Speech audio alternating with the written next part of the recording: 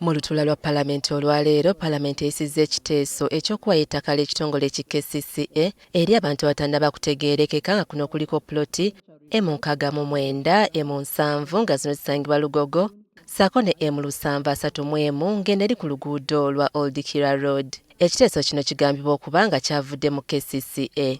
Those in favor say aye, and to the contrary nay. The ayes have it.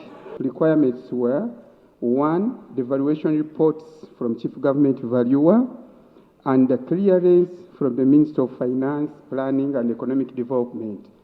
So, Right Honourable Speaker and members, allow me to lay the valuation report and the clearance from Minister of Land. Wabula akulira oludda oluvuganya mu Palamenti Ennyonyi agamba nti kino kikoleddwa awatali kukkiriza okuva mu lukiiko olwa KCCA. Because according to the authority speaker, there's no authority resolution.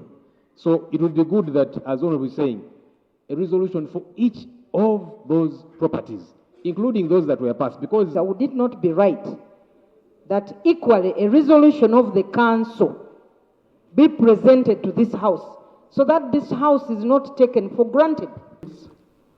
The PFMA under section 34(6)